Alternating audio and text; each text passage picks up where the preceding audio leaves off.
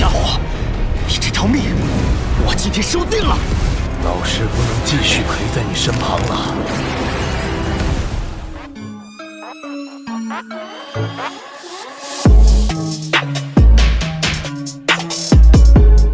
Halo para tetua, para pecinta Battle Through the Heavens dimanapun kalian berada. Gimana nih kabar para tetua yang selalu stay dan udah selalu meramaikan kolom komentar? Udah siap kancut dengan perjalanan dari Mang Oyan? Kuilah nggak usah pakai lama-lama lagi, kita kancutkan perjalanannya dan selamat berimajinasi.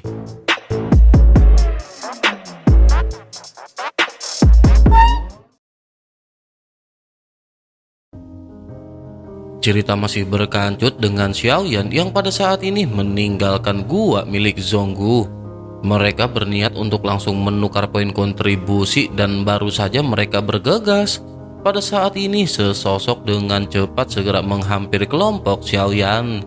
Sosok ini adalah budak dewa dan budak dewa ini langsung datang ke arah Zonggu sebelum akhirnya menangkupkan tangannya. Sosoknya lanjut mengeluarkan token batu giok. Budak dewa ini juga menjelaskan bahwa Jinchang Daoji mengundang Zonggu Daoji untuk pergi ke aula budak dewa Ashura untuk berbicara. Zonggu tertegun sejenak dan sosoknya segera mengambil token giok dari budak tersebut. Sementara itu budak dewa yang menyampaikan pesan tersebut segera berbalik dan pergi. Zonggu pada saat ini tertegun sebelum akhirnya bergumam dan bertanya kepada Xiaoyan apa yang harus mereka lakukan. Xiaoyan pada saat ini tampak terlihat tenang sementara Zonggu kembali mulai berbicara. Dengan ekspresi serius, Zonggu menjelaskan bahwa budak dewa Ashura ini memungkinkan mereka yang memiliki budak dewa untuk berpartisipasi dalam kompetisi. Di dalam kompetisi antar budak dewa ini, mereka dapat menghabisi para budak dewa. Tentu saja mereka juga dapat menyelamatkan para budak dewa dan setelah mengalahkannya, pemenang akan bisa mendapatkan budak dewa milik lawan. Mendengar hal tersebut dengan tetap tenang, Xiaoyan berkata sebaiknya mereka pergi untuk menukar poin kontribusi terlebih dahulu. Karena orang-orang ini berniat untuk memberikan budak dewa kepada Zonggu. Di masa depan mereka akan mengikuti permainan orang-orang ini. Zonggu tertegun sejenak begitu mendengar kata-kata yang dilontarkan oleh Xiaoyan. Zonggu berpikir bahwa tampaknya Jinchang Daoji menyukai kedua budak dewa di belakangnya. Ini jugalah merupakan satu-satunya cara yang sah untuk bisa mendapatkan budak dewa pihak lain. Hanya saja tampaknya Jinchang Daoji jelas-jelas sangat terlalu percaya diri. Mendengar jawaban Xiaoyan, Zonggu juga pada saat ini merasa sedikit lebih rileks. Hal ini berarti Xiaoyan cukup percaya diri dan Zonggu tidak perlu takut. Zonggu pada akhirnya mengangguk dan menatap ke arah token giok di tangannya sebelum akhirnya sosoknya segera kembali membawa Xiaoyan pergi. Begitu mereka sampai, Xiaoyan dan Jin Dongming pada saat ini memperhatikan banyak tatapan di sekitar yang memandang ke arah mereka.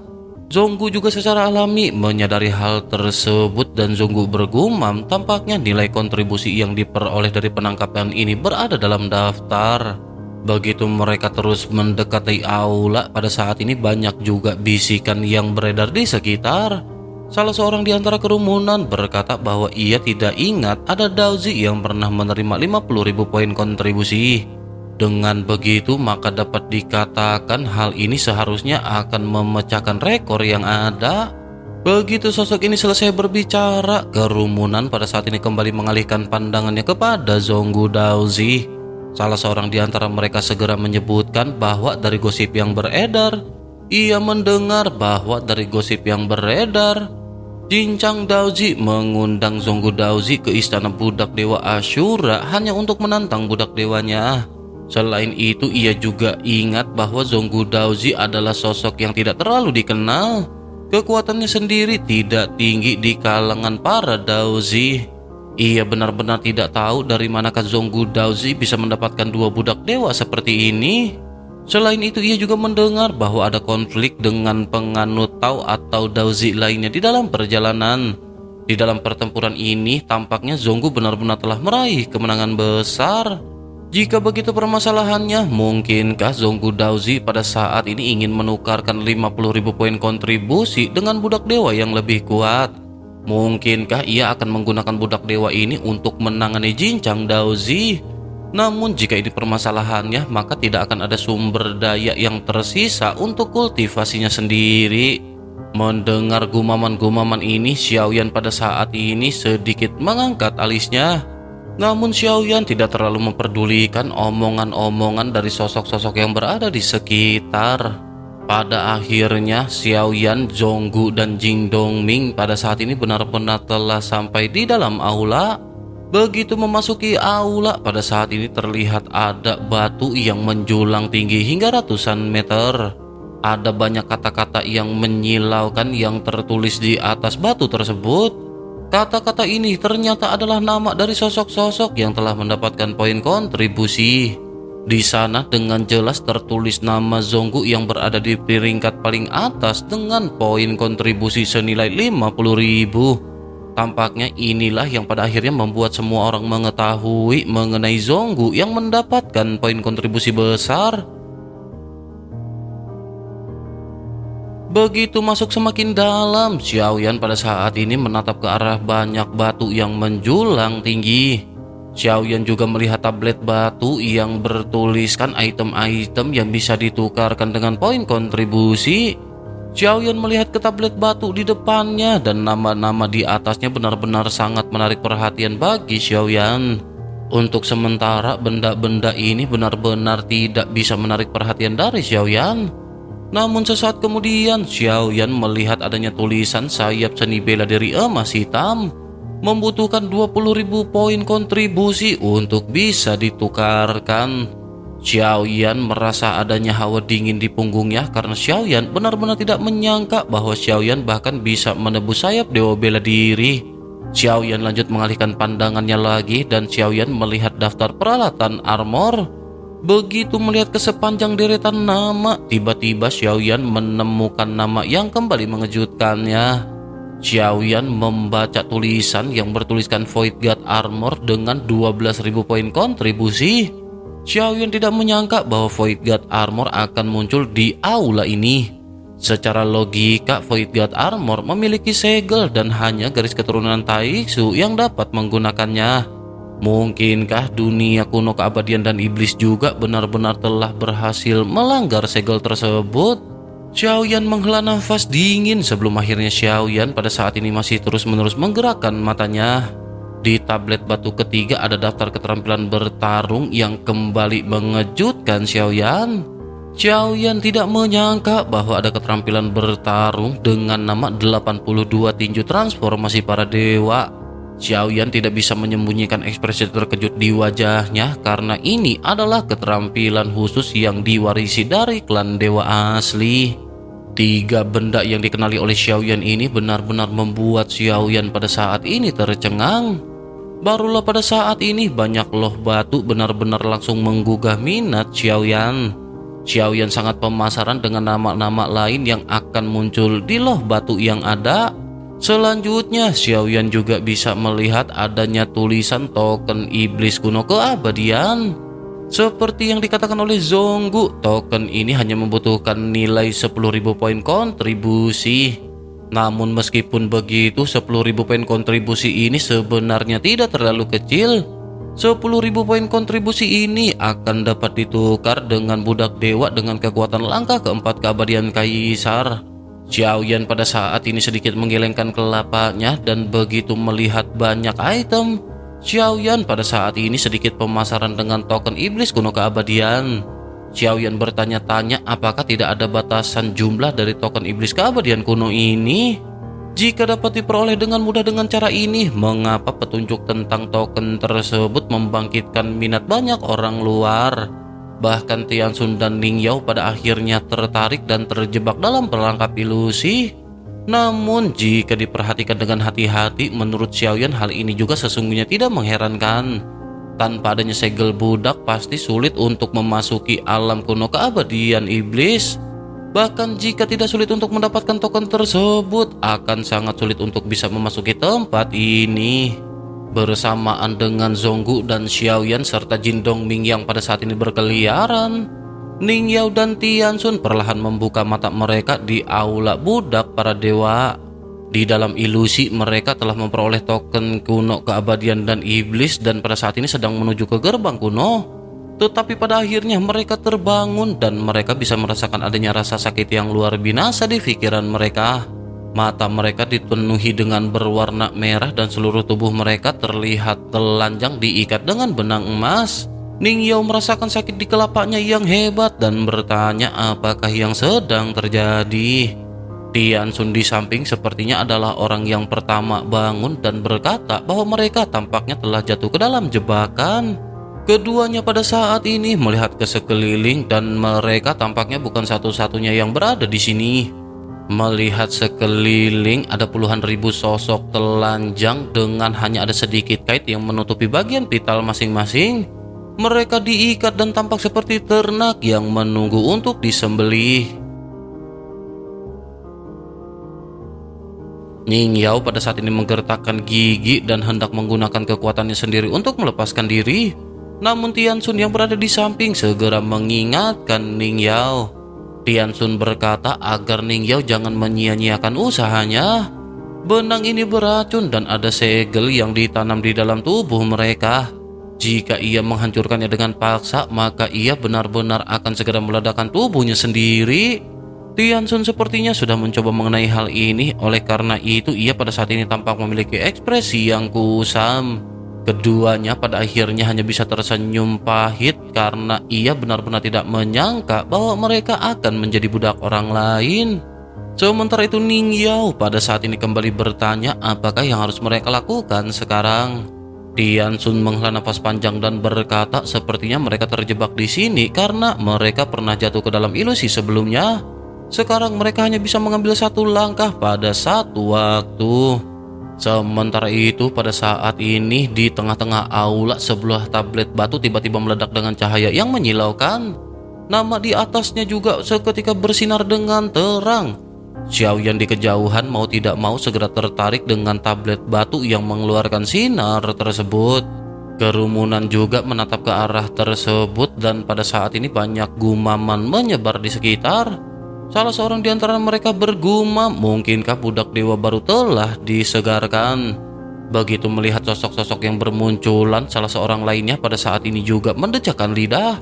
Sosoknya bergumam bahwa ada begitu banyak budak dewa baru dan mungkinkah ini semua adalah sosok-sosok yang ditangkap oleh Zonggu Daozi. Xiaoyan juga segera mengikuti pandangan semua orang dan melihat ke atas tablet batu. Ada nomor yang tertulis disertai dengan nama dari masing-masing budak. Xiaoyan juga segera menyadari keberadaan Tian Sun dan Ning Yao dan bergumam sepertinya kedua Raja Roh telah menjadi boneka orang lain.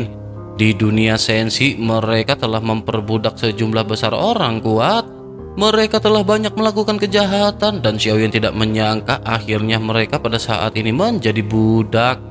Selain itu, Xiaoyan tidak menyangka bahwa ternyata hanya dibutuhkan 50.000 poin kontribusi untuk menembus seorang langkah ke-9 keabadian Kaisar. Semua orang pada saat ini mendesis dingin begitu mengetahui harga yang harus ditukar dengan budak tersebut. 50.000 poin kontribusi ini merupakan jumlah yang banyak bahkan untuk beberapa Daozi tingkat tinggi. Namun meskipun begitu, dengan adanya langkah ke-9 keabadian Kaisar, maka latar belakang mereka juga akan dapat seketika langsung berubah.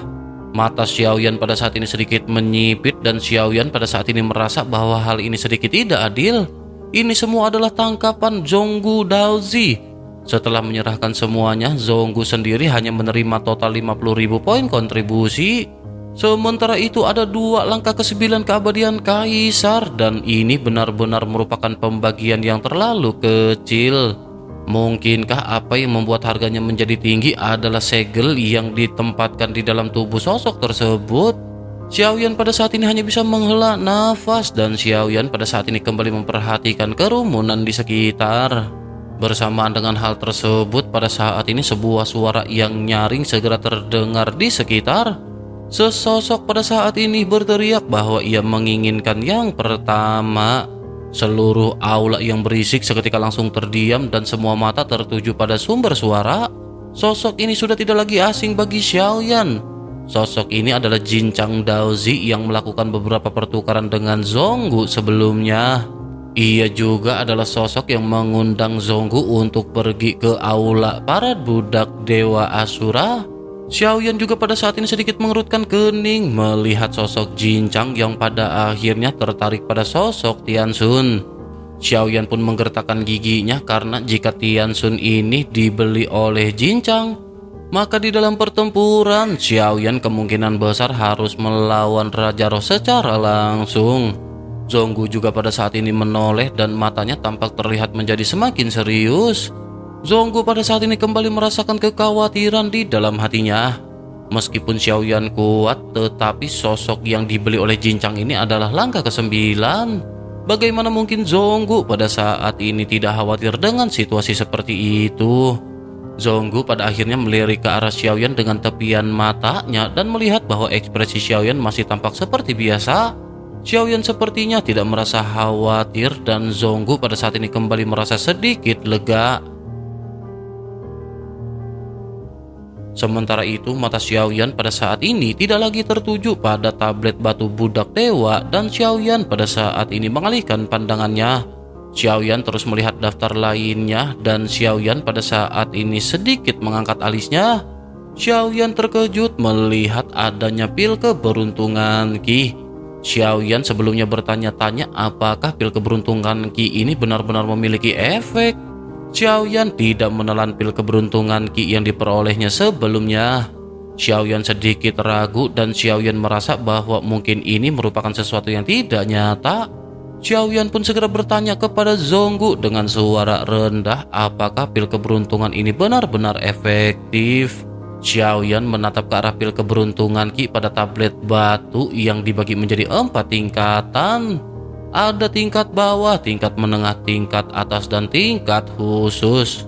Xiaoyan pada saat ini pemasaran, sementara Zonggu juga pada saat ini segera berbisik kepada Xiaoyan. Zonggu berkata bahwa pil keberuntungan Qi ini memang berguna, namun efeknya tidak akan ideal jika diminum sendirian. Efek terbaiknya adalah bekerja sama dengan gua keberuntungan. Xiaoyan pada saat ini sedikit terdiam mendengar apa yang baru saja dikatakan oleh Zonggu. Sementara itu di sisi lain, Jinchang pada saat ini tampaknya benar-benar merasa sangat puas dengan banyak perhatian yang tertuju kepadanya. Jinchang pada saat ini segera mengarahkan pandangannya ke arah Zonggu dan ia melihat Zonggu yang melirik ke arah tablet batu. Tampaknya Zonggu tidak tertarik pada Jinchang dan hal ini membuat Jinchang merasa terhina. Sementara itu kembali ke Xiaoyan yang pada saat ini sedikit menganggukkan kelapanya dan kembali berbisik dengan cepat ke arah Zonggu. Xiaoyan berkata sebaiknya Zonggu menukarkan poin kontribusi dengan token iblis kuno keabadian dan pil keberuntungan Qi khusus. Zonggu pun mengangguk dan pada saat ini Zonggu segera datang ke tempat penukaran. Ia mengeluarkan token Daozi miliknya. Zonggu lanjut berkata bahwa ia akan menukarnya dengan token iblis kuno keabadian dan pil keberuntungan Qi khusus. Sosok pelayan pada saat ini mengangguk dan segera mengeluarkan 2 kotak dan menyerahkannya kepada Zonggu. Setelah menyimpannya, Zonggu segera meninggalkan aula sama seperti apa yang dikatakan oleh Xiaoyan. Zonggu sama sekali tidak pernah melirik Jinchang sama sekali hingga pada akhirnya Zonggu pergi. Melihat hal tersebut, Jinchang pada saat ini segera datang ke kantor penukaran. Sosoknya bertanya kepada pelayan apakah yang ditukar oleh Zonggu. Mendengar hal tersebut, pelayan tersebut seketika menangguhkan tangannya. Dengan sambil tersenyum pahit, sosoknya berkata bahwa Jinchang Daoji tentu tahu bahwa hal ini akan melanggar aturan. Jinchang pada saat ini segera mengangkat tangannya dan menekan bahu si pria menyebabkan keringat dingin mengucur di dahi si pria. Tepat ketika pria itu tidak bisa menahan tekanan dan hendak berbicara, sebuah suara nyaring tiba-tiba segera datang dari samping. Suara tersebut berteriak ketika bertanya kepada Jinchang Daoji apakah anak buahnya menyinggung Jinchang Daoji. Jika ia memang memiliki permasalahan, mengapa ia pada saat ini tidak menyelesaikannya dengan sosok tersebut? Semua sosok seketika melirik ke arah sumber suara dan mereka pada saat ini tampak sedikit ketakutan. Jinchang juga pada saat ini segera menangkupkan tangannya ke arah sosok wanita yang baru saja muncul. Jinchang berkata bahwa ia pada saat ini memberikan salam kepada Tuan Yuyan. Sosok wanita yang bernama Yuyan pada saat ini segera menatap pria pelayan dan memarahinya. Sosoknya berteriak mengapa ia pada saat ini tidak meminta maaf kepada Jinchang Daozi. Mendengar hal tersebut, Jinchang Daozi tersenyum lembut dan berkata bahwa itu tidak perlu. Jinchang Daozi pada saat sebelumnya hanya ingin bertanya kapankah budak dewa yang ia tukar akan dikirimkan. Mendengar hal ini, sosok yang bernama Yuyan segera berkata bahwa Jinchang Daozi masih menyukai omong kosong yang seperti ini. Jelas ia pada saat sebelumnya bertanya kepada anak buahnya apa yang ditukar oleh Daozi lainnya. Anak buahnya telah bertindak sesuai aturan dan mengapa Jinchang Daozi berniat untuk memaksa? Ia pada saat ini benar-benar ingin tahu bisakah Jinchang Daozi menjelaskan apa yang salah dengan aturan yang dibuat. Jinchang Daozi pada saat ini terdiam karena sosok Yuyan tampaknya tidak memberikan wajah apapun pada Jinchang Daozi. Jinchang pada saat ini hanya bisa menatap ke arah Yuyan dengan dingin.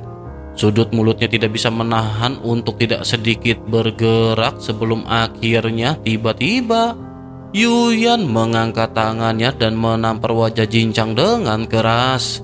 Suara tajam segera menyebar ke seluruh aula dan semua orang seketika tersentak. Yuyan lanjut berteriak bahwa sebagai seorang penganut Tao atau Daozi, jika ia tidak bisa memimpin dengan memberi contoh dan jika ia menggunakan kekuatannya untuk menindas orang lain dan melanggar aturan, ia tidak akan diizinkan memasuki aula ini selama 100 tahun. Meskipun Jinchang Daozi pada saat ini tidak terluka, tetapi hal ini benar-benar sangat menghina. Namun Jinchang Daozi pada saat ini tidak bisa bertindak apapun dan tampak terlihat panik. Ia tidak lagi berani menatap ke arah Yuyan, melainkan memilih untuk mundur 2 langkah. Sosoknya buru-buru menangkupkan tangannya dan berkata bahwa Jinchang menyadari kesalahannya dan Jinchang akan pergi. Begitu selesai berbicara, Jinchang pada saat ini bergegas dan apa yang terjadi saat ini menunjukkan bahwa status wanita bernama Yuyan ini jelas jauh lebih tinggi daripada Jinchang. Melihat Jinchang yang pada saat ini bergegas, si wanita pada saat ini segera memerintahkan Jinchang untuk menunggu sejenak. Sebaiknya ia pada saat ini segera mengambil budak dewa yang baru saja ia tebus. Pada saat ini seorang pria dengan segel budak di lehernya diangkat dengan mengenakan kain paling sederhana. Jika Xiaoyan melihatnya, Xiaoyan pasti akan mengenalinya sekilas karena budak dewa ini adalah Tianxun. Wajah Tianxun pada saat ini terlihat terdiam dan matanya masih melihat ke sekeliling. Ia tampak masih kebingungan seolah-olah ia masih tidak mengerti apa yang sedang terjadi. Ia juga bertanya-tanya bagaimana ia tiba-tiba bisa menjadi budak. Sementara itu Jinchang pada saat ini kembali menangkupkan tangannya dan segera bergegas pergi meninggalkan aula. Pada saat yang sama, Xiaoyan dan yang lainnya ternyata belum meninggalkan aula. Xiaoyan berhenti sejenak untuk menonton dari kejauhan. Sesaat kemudian Jinchang terlihat terburu-buru meninggalkan aula bersama beberapa sosok. Wajahnya terlihat pucat dan tubuhnya memancarkan niat membunuh yang kuat. Zonggu tersenyum tipis dan bergumam sepertinya ia benar-benar telah memprovokasi orang kuat di sini. Bersama dengan hal tersebut, orang-orang yang keluar dari aula juga semua membisikkan semua yang terjadi sebelumnya. Ada banyak pembisik dan mau tidak mau Xiaoyan pada saat ini segera memiliki gambaran kasar tentang apa yang terjadi. Selanjutnya Xiaoyan mengedipkan mata kepada Zonggu dan Zonggu segera mengerti maksud Xiaoyan. Ketiga sosok ini pada akhirnya perlahan pergi dan segera kembali ke tempat gua di mana Zonggu berada. Setelah memasuki gua, Xiaoyan menggunakan kekuatan spiritualnya untuk menutupi tempat tersebut. Xiaoyan harus memastikan bahwa tidak ada yang bisa mendengar percakapan yang terjadi di sini. Xiaoyan pun segera bertanya perlahan siapakah yang dimaksud dengan Tuan Yuyan yang menampar Jinchang. Zonggu pada saat ini segera menjelaskan bahwa di atas Daozi ada sosok yang memiliki gelar Tuhan. Sosok Tuhan memiliki setidaknya 100 budak dewa di bawah komandonya. Di antara para budak ini seharusnya ada 5 budak dewa dari langkah ke-6 atau lebih. Ada juga seorang budak dari langkah ke-8 Kabadian Kaisar untuk menjaga mereka. Ia juga mendengar bahwa tuan atau nyonya kedua Yuyan memiliki ratusan budak dewa. Namun ia tidak perlu mengeluarkannya karena ia juga sesungguhnya sudah sangat kuat. Ia mendengar bahwa sosok Tuan Yuyan ini adalah orang kuat yang berada di langkah ke-9 keabadian Kaisar. Tetapi ada juga rumor yang mengatakan bahwa kekuatannya sebenarnya adalah keabadian para dewa. Mata Xiaoyan sedikit menyipit, tetapi Xiaoyan pada saat ini masih tetap mempertahankan ekspresinya. Xiaoyan tidak menunjukkan adanya tanda-tanda keterkejutan. Xiaoyan hanya sedikit mengangguk dan Xiaoyan segera meminta Zonggu untuk mengeluarkan barang penukaran. Melihat 2 kotak di hadapannya, Xiaoyan tidak mengambilnya tetapi terus menatap ke arah Zonggu. Xiaoyan memerintahkan Zonggu untuk membuka 2 kotak tersebut. Zonggu sedikit tersenyum pahit pada saat ini dan berpikir bahwa pria di hadapannya ini benar-benar terlalu berhati-hati. Zonggu pun segera membuka 2 kotak tersebut dan meletakkannya di atas meja. Sebuah segel sederhana muncul dan Xiaoyan pada saat ini sedikit mengerutkan kening. Xiaoyan melihat adanya token yang tampak tidak beraturan. Setiap sudut dari token ini benar-benar tampak gerenjel dan jika diperhatikan lebih dekat, Xiaoyan bisa melihat adanya garis-garis khusus di atasnya dan Xiaoyan segera menyadari sesuatu. Xiaoyan juga pada saat ini bergumam apakah ini adalah token kuno iblis keabadian. Begitu Xiaoyan menempatkan token ini di tangannya, aura kuno seketika menyebar dari token. Xiaoyan lanjut menggunakan kekuatan spiritualnya untuk menembus token tersebut. Namun tidak ada pengaruh sama sekali yang bisa dirasakan oleh Xiaoyan. Xiaoyan pada saat ini berpikir bahwa tampaknya token ini masih belum lengkap. Token ini seharusnya hanyalah sebuah fragmen dan bukan token iblis keabadian kuno yang lengkap. Xiaoyan menghela nafas dan Xiaoyan segera memasukkan token tersebut ke dalam cincin penyimpanan. Xiaoyan lanjut menatap ke arah pil keberuntungan khusus di kotak brokat lainnya. Ada keraguan di mata Xiaoyan dan Xiaoyan segera membalikan telapak tangannya. Pil keberuntungan yang pada saat sebelumnya didapatkan oleh Xiaoyan pada saat ini keluar. Xiaoyan juga meminta Zonggu untuk mengeluarkan pil keberuntungan yang didapatkan mereka sebelumnya. Zonggu hanya bisa tersenyum pahit dan hanya bisa mengikuti apa yang diminta oleh Xiaoyan. Sesaat kemudian Zonggu perlahan menjelaskan bahwa pil keberuntungan Qi ini memiliki kualitas yang lebih rendah. Selain itu, mereka sangat tidak efektif dan hampir tidak berguna. Pil tersebut hanya digunakan untuk menenangkan orang-orang kuat di luar alam keabadian iblis. Xiaoyan pada saat ini sedikit mengangguk mendengar apa yang dikatakan oleh Zonggu. Jika saja Xiaoyan tidak memiliki pil keberuntungan khusus, pil lainnya pada saat ini memang tampak terlihat mengagumkan. Namun jika diperhatikan, pil keberuntungan khusus ini benar-benar memiliki cahaya yang sangat memesona. Dengan dilihat sekilas saja, orang akan bisa merasakan bahwa ada sesuatu yang luar biasa dalam sekejap. Xiaoyan pun menghela nafas dan Xiaoyan kembali mengajukan pertanyaan kepada Zonggu. Xiaoyan bertanya apa yang ia sebutkan sebelumnya mengenai gua keberuntungan. Zonggu pun segera berkata bahwa jika senior pemasaran, mereka bisa pergi ke gua keberuntungan atau penciptaan sekarang. Xiaoyan mengangguk sedikit begitu mendengar hal ini dan Xiaoyan benar-benar sangat pemasaran dengan pil keberuntungan Qi ini.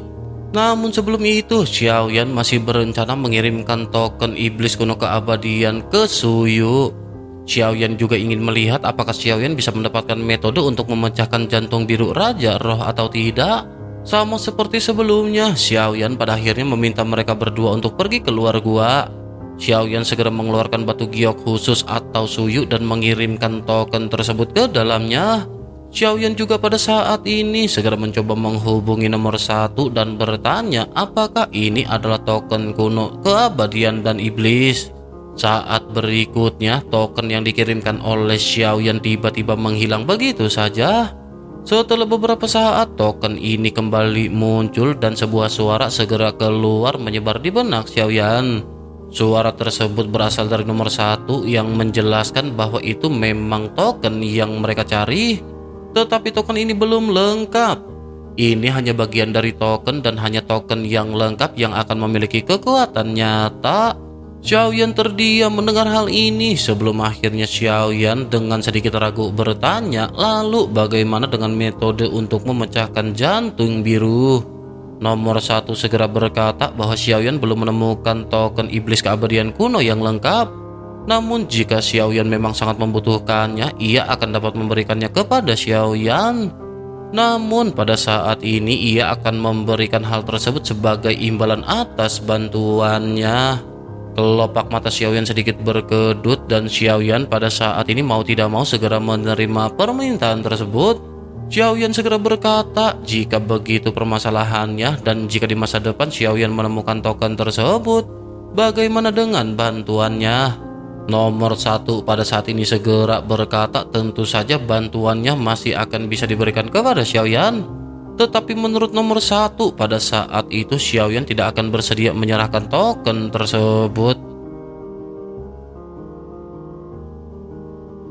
Xiaoyan pada saat ini seketika menjadi bingung karena Xiaoyan tidak memahami token iblis keabadian kuno.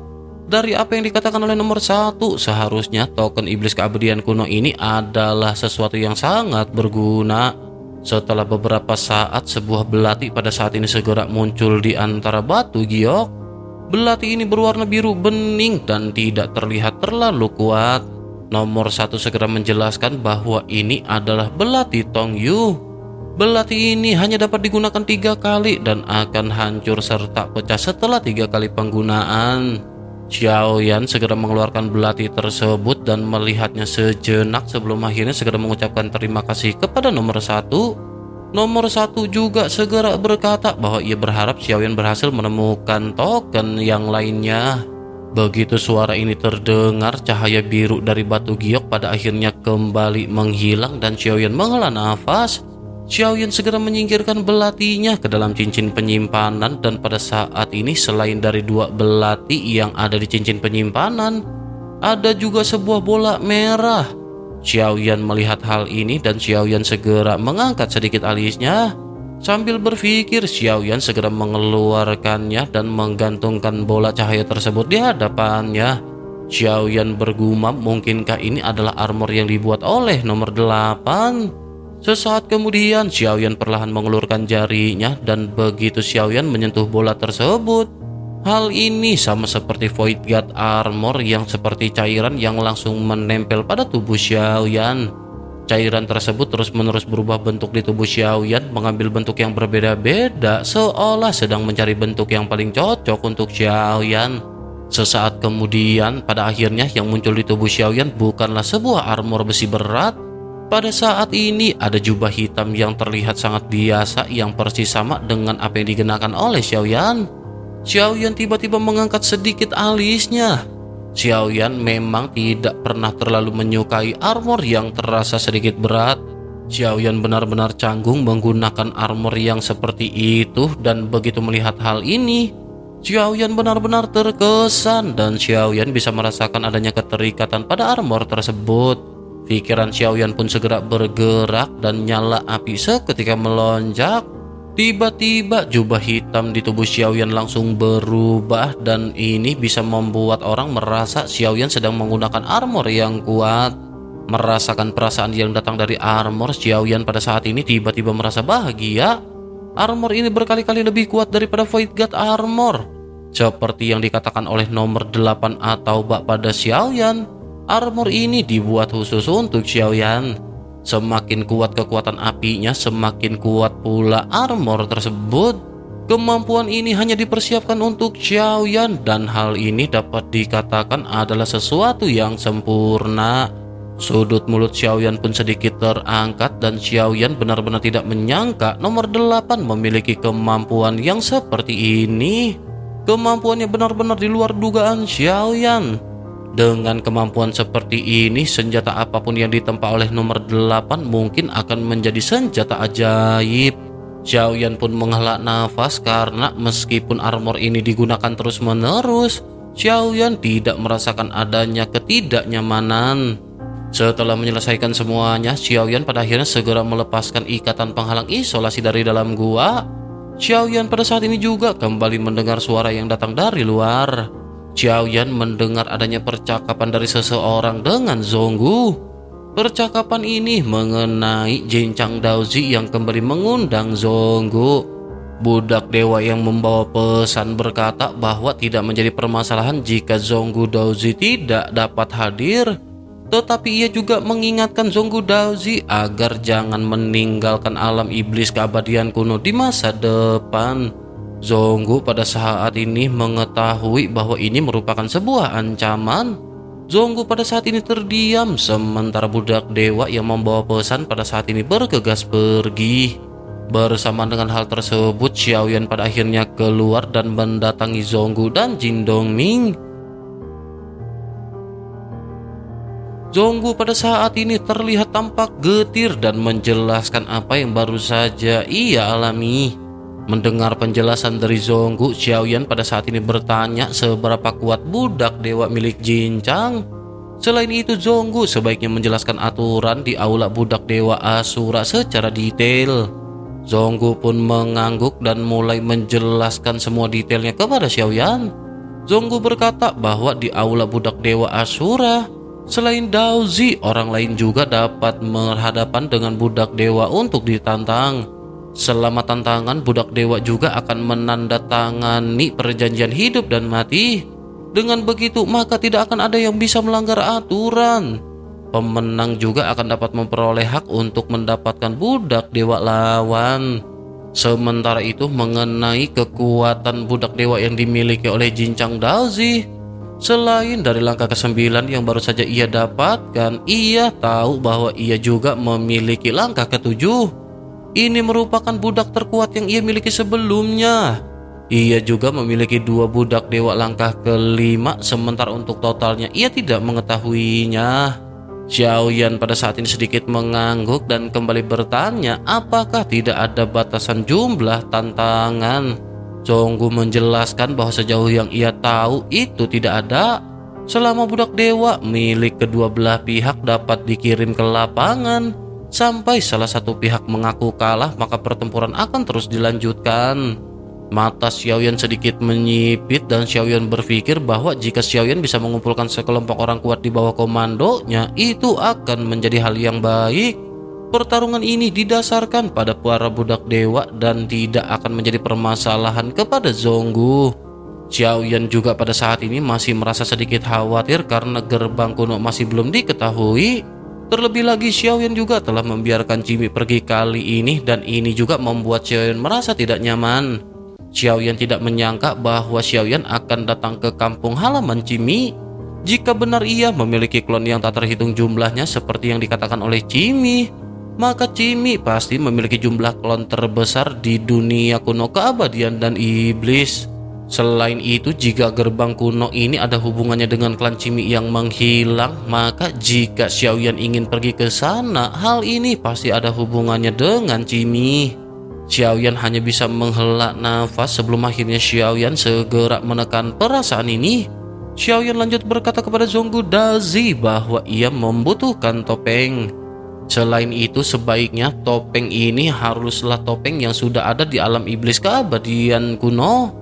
Zonggu pun mengangguk dan Zonggu pada saat ini segera mengeluarkan beberapa topeng di hadapannya. Zonggu berkata bahwa selama ini ia selalu bepergian mengenakan topeng untuk menghindari identitasnya diketahui. Oleh karena itu pada saat ini Tuan bisa memilih topeng mana yang akan ia kenakan. Xiaoyan pada saat ini memperhatikan topeng yang berada di hadapannya. Xiaoyan pun segera mengambil satu topeng secara acak dan segera menggunakannya. Xiaoyan juga memberikan topeng yang lain kepada Jin Dongming untuk dikenakan. Jin Dongming pada saat ini hanya bisa terdiam dan mengikuti semua pengaturan Xiaoyan. Jin Dongming juga sejujurnya pada saat ini khawatir jika harus berhadapan dengan keabadian Kaisar langkah ke-9. Ia pasti akan terluka parah hanya dalam satu gerakan karena kesenjangan kekuatannya yang terlalu besar.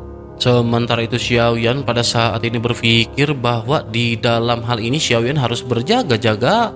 Jika ada sesuatu yang berubah dan identitas Xiaoyan terungkap, maka segala sesuatunya pada saat ini akan benar-benar kacau.